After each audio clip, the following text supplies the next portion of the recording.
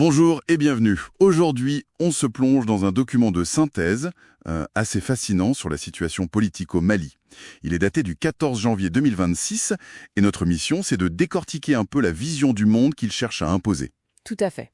Parce que ce qui frappe d'emblée, c'est que le cadre n'est pas du tout celui d'un débat. C'est un champ de bataille idéologique. Oui, c'est posé très clairement.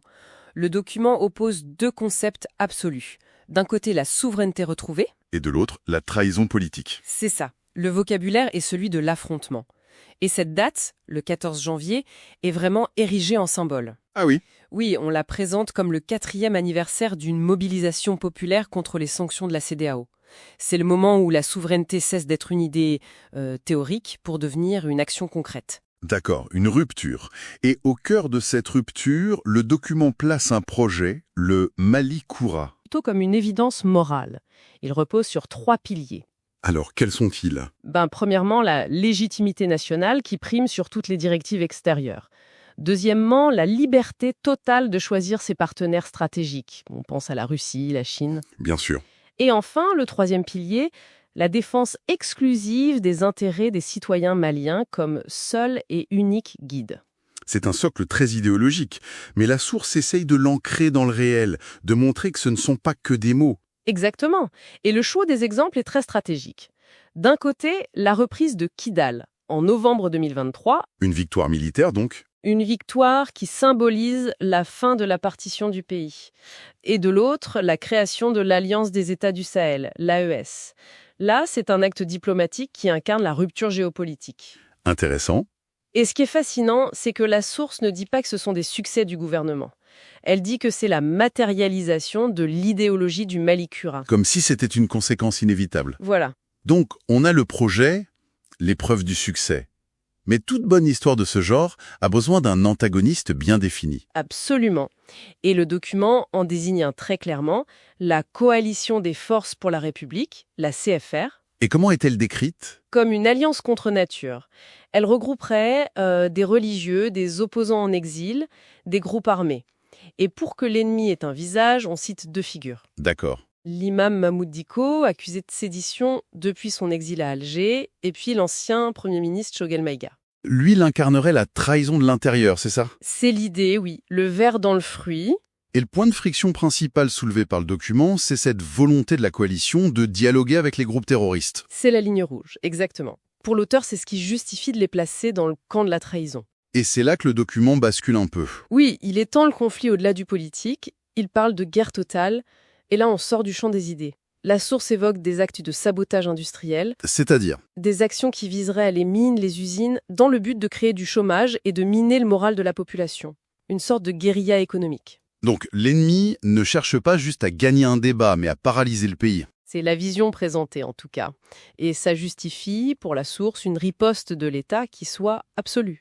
Refus de toute négociation, budget militaire renforcé. La guerre totale appelle la guerre totale. Exactement. Le dialogue est impossible, car l'autre n'est plus un opposant, c'est un saboteur. Ce qui nous amène à la conclusion du document, elle est sans équivoque, je suppose. Sans appel.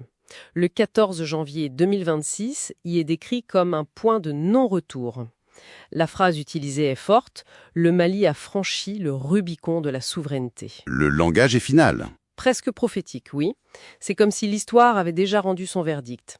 Ceux qui s'opposent à cette marche sont qualifiés, sans aucune nuance, de traîtres à la patrie. Il n'y a plus de zone grise. Aucune.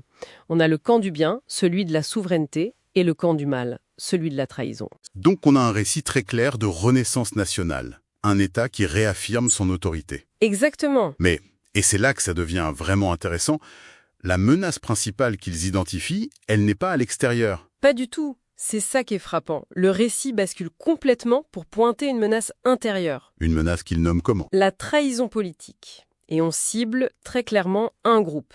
La Coalition des Forces pour la République, la CFR. La CFR. Et comment elle est décrite, cette coalition? Comme une, et je cite encore, alliance contre nature. Le terme est très très fort. Une alliance contre nature. Qu'est-ce qu'on leur reproche juste pour mériter un tel qualificatif? Le reproche central, c'est de prôner un dialogue avec les groupes terroristes. Ah, d'accord. Dans la logique du document, c'est une ligne rouge absolue. Ce n'est pas vu comme un débat politique, mais comme une trahison morale. Une trahison morale. Et pour incarner cette idée, on met en avant une figure très connue, l'imam Dicko. L'imam Dicko, oui, on se souvient de lui. C'est une personnalité qui a eu un poids moral et politique énorme par le passé. Absolument. Mais ici, le portrait qu'on en dresse est sans concession. On le décrit comme un exilé en Algérie qui appellerait à la sédition alors que le pays est en guerre. Carrément. Oui, on évoque même des accusations de sabotage économique. Le but est clairement de le discréditer. Ce qui est fascinant, c'est cette construction du récit. D'un côté, on a le projet du Mali Koura, le nouveau Mali, qui se bâtit par la force. C'est ça. Et de l'autre, on désigne des acteurs intérieurs accusés de vouloir tout détruire. C'est exactement cette dichotomie. La source construit un monde en noir et blanc, les bâtisseurs de la nation. Contre les forces de la compromission. Voilà. Le débat politique n'en est plus un, il est présenté comme une lutte pour la survie du projet national. Une lutte existentielle, en quelque sorte. Tout à fait. D'ailleurs, la conclusion de l'émission est sans appel. Le 14 janvier, la date de la mobilisation marquerait un point de non-retour. Pour résumer, cette source nous donne à voir un discours nationaliste extrêmement fort. Oui, un discours qui repose sur deux piliers. D'abord, une souveraineté affirmée par le militaire et le diplomatique. Et de l'autre, Une opposition intérieure qui n'est plus une opposition, mais qui est assimilée à une trahison. ce qui nous laisse avec une question de fond, finalement. Les textes nous montrent une doctrine où la souveraineté est le but et la résilience le moyen. La question qui se pose, c'est: quelle est la véritable nature du nouvel équilibre que le Sahel est en train de construire sous nos yeux? Est-ce un modèle durable ou une forteresse sur le point d'être assiégée?